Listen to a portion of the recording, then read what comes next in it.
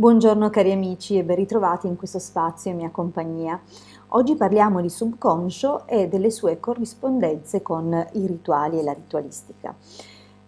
Abbiamo già parlato precedentemente di subconscio, abbiamo visto come sia il contenitore universale di tutte le convinzioni e programmi che si scrivono con le esperienze, con la ridondanza dei pensieri nostri, ma anche esterni, con i condizionamenti sociali e così via.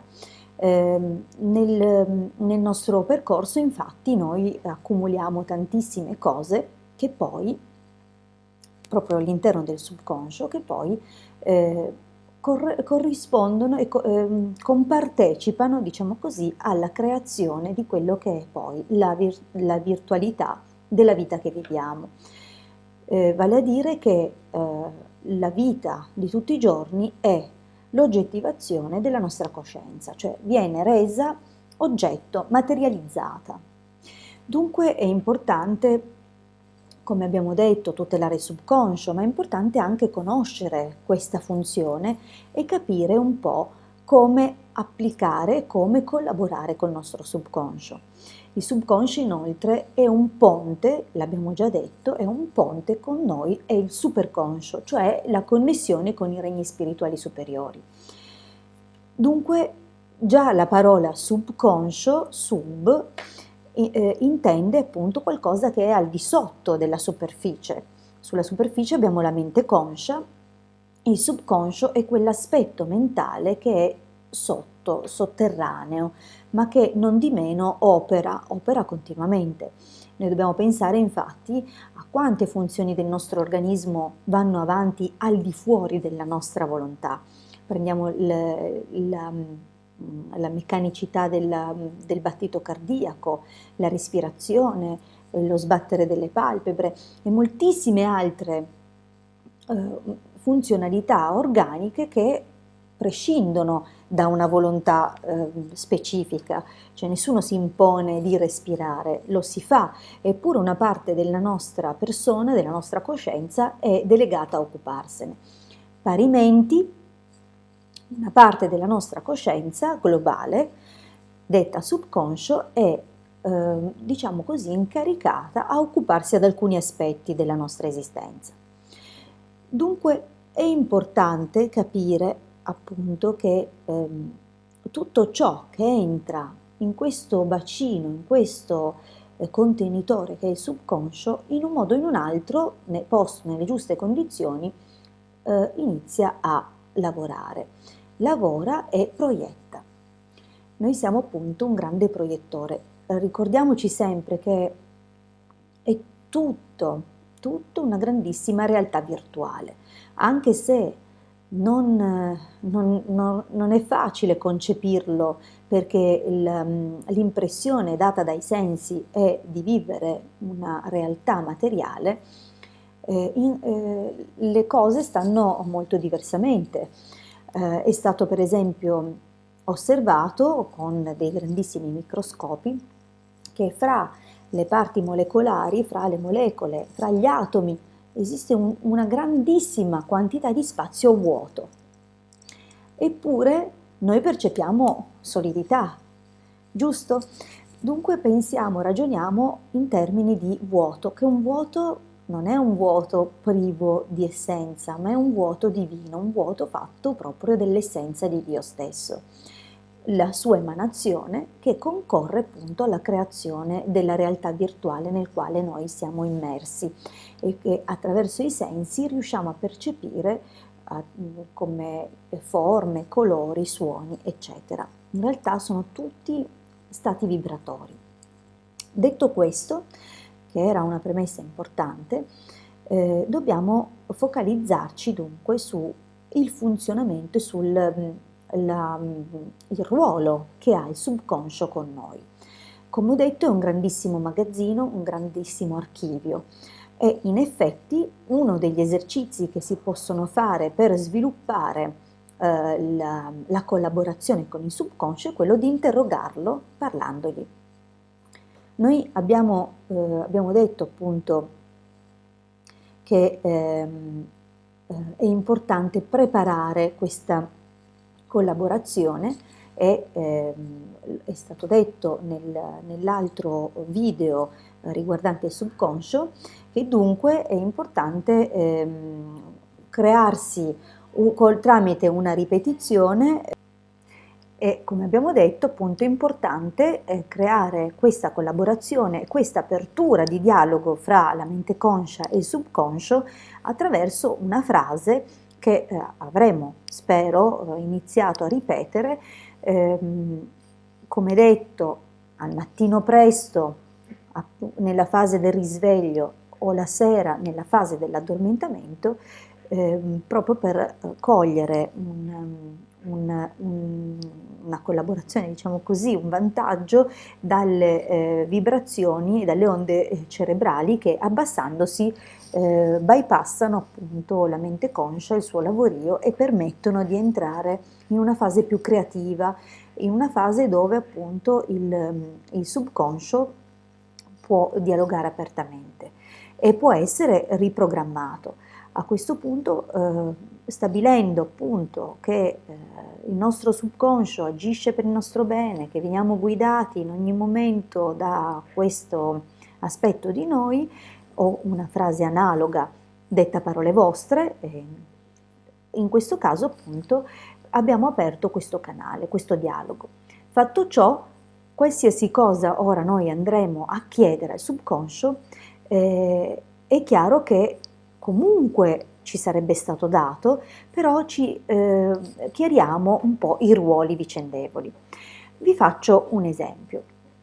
Mettiamo appunto che noi non ci ricordiamo dove abbiamo messo le chiavi di casa. Succede tante volte che magari facciamo le cose senza pensarci perché siamo di fretta, mentre facciamo una cosa ne stiamo pensando un altro, anche se dico sempre che è importante fare esercizi di presenza, fare una cosa alla volta, nel senso che mentre si fa quella cosa si fa quella cosa, perché è importantissimo proprio per registrare il fatto di averla fatta, ma anche per assimilare e fare al meglio un qualcosa che parlerà di noi nel tempo. Dunque, in questo caso, tornando al nostro esempio, delle chiavi, può essere che non ci ricordiamo più dove le abbiamo appoggiate, o in che giacca le abbiamo lasciate infilate. Può essere che in quel momento, insomma, la cosa ci sfugga e invece di entrare nel panico, cosa che molto spesso accade perché uno comincia alla ricerca affannosa di queste chiavi, ma dove l'ho messe, ma dove sono, apre cassetti, gira per le stanze, guarda e non vede, perdendo un sacco di tempo. Una cosa molto pragmatica e molto efficace che possiamo fare da subito è quella di parlare col nostro subconscio, che se lo ricorda benissimo dove sono state messe le chiavi, cosa che invece noi con la mente conscia possiamo non aver immagazzinato o elaborato, proprio perché presi da altre cose, e basta chiedergli, proprio dirgli, subconscio, ho bisogno che mi ricordi dove ho lasciato le chiavi. Ora, attenzione a questo passaggio memorizzatelo bene perché è un passaggio chiave anche per le operazioni di ritualistica magica. Perché è tanto importante? Lo capiamo subito. Quando noi diamo un comando, lo possiamo ripetere ovviamente 2, 3, 4 volte in modo da essere sicuri che il comando sia stato recepito. Attenzione, nella ritualistica magica quando noi diciamo l'intento lo diciamo 3 o 7 volte. Guardate la similitudine.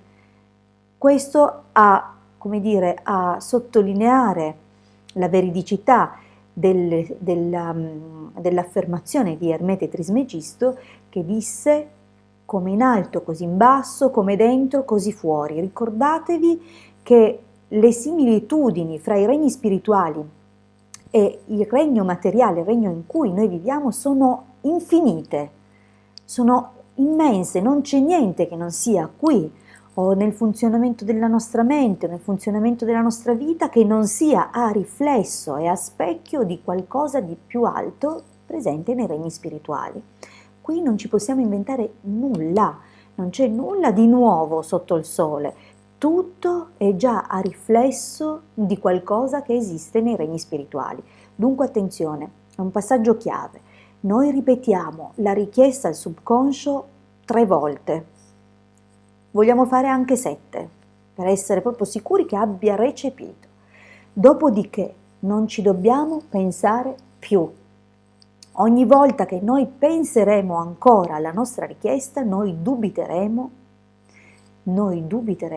della sua capacità di rispondere alla nostra domanda, di rispondere al nostro bisogno.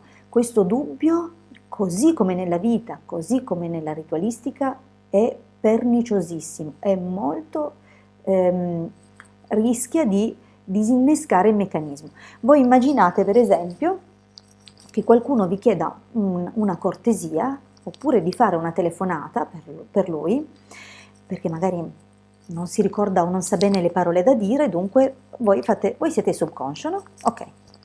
Il vostro protetto vi chiede per favore, guarda, falla tu questa telefonata perché io non so bene che parole dire, ma mi fido di te, so che tu la farai al meglio.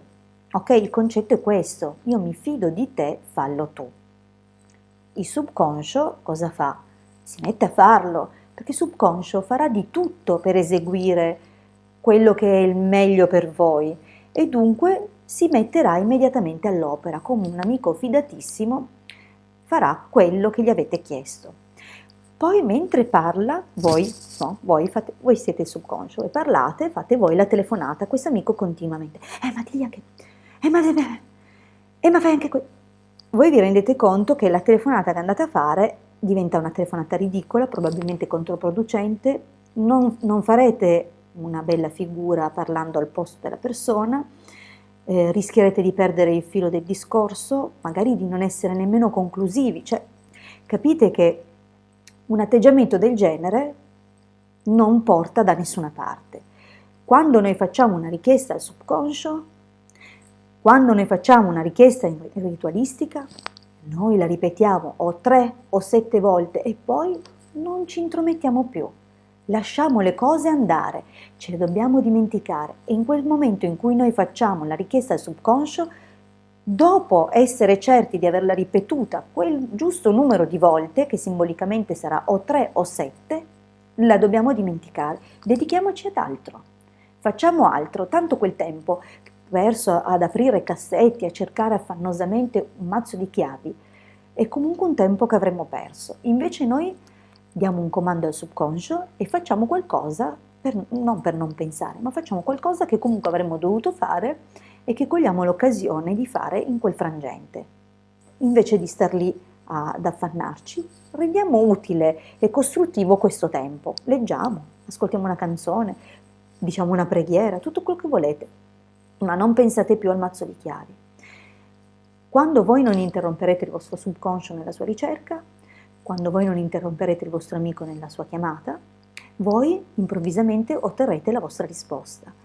Improvvisamente alla mente vi tornerà esattamente il giubbotto dentro cui, in quale tasca lo avevate infilato, questo benedetto mazzo di chiavi, il cassetto in cui era, se è finito nella fessura dei sedili delle auto, improvvisamente avrete un'illuminazione o chissà se è là, ma troverete le vostre chiavi senza aver interrotto una collaborazione, senza averla messa in dubbio e senza appunto aver interferito energeticamente con quella cosa.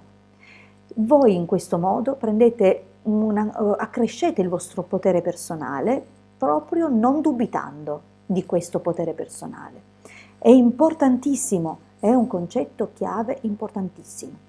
Voi dovete dare fiducia al vostro subconscio e voi dovete dare fiducia agli intenti che lanciate nell'astrale.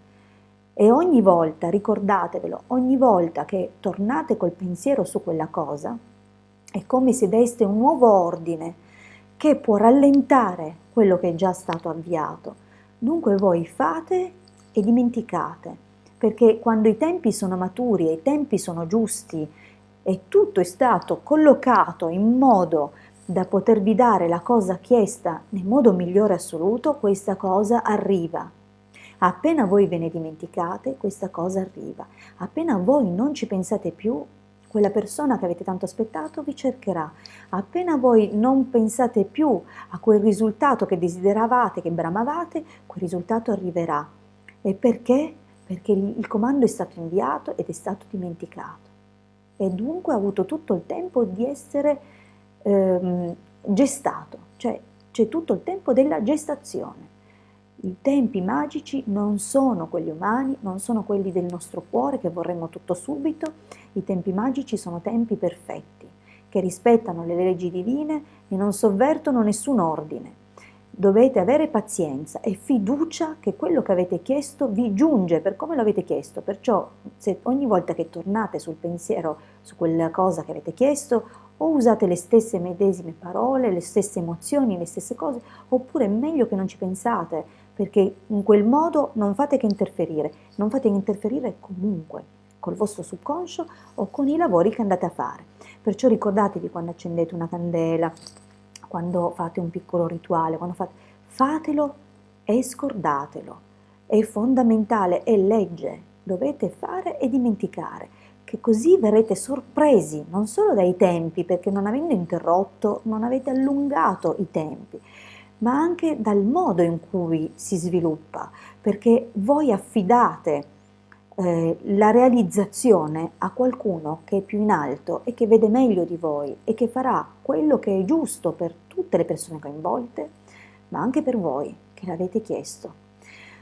Io vi ringrazio per avermi ascoltato fino qui, vi invito a chiedere, ad esercitarvi col vostro subconscio, se per esempio non vi ricordate il nome di quell'attore che ha fatto quel film, provate a chiederglielo senza star lì a cercare di ricordarlo voi con la vostra mente conscia, fate soltanto la domanda al vostro subconscio, ricordatevi il numero simbolico 3 o 7, cioè la richiesta va fatta o 3 o 7 volte, dopodiché dimenticate e quella risposta vi giungerà, perché il subconscio andrà nel suo bravo archivio e cercherà e vi comunicherà tramite intuizione la risposta che vi serve. E ricordatevi di applicarvi tantissimo, fate tanto esercizio in questo senso con il subconscio, deve diventare un collaboratore straordinario e più sarà un collaboratore straordinario nel quotidiano e più potrete contare anche nella ritualistica su di lui, va bene? Io vi ringrazio tantissimo, lavorate, lavorate, lavorate, ci aggiorniamo alla prossima condivisione. Un grandissimo abbraccio dalla vostra Hildegarda.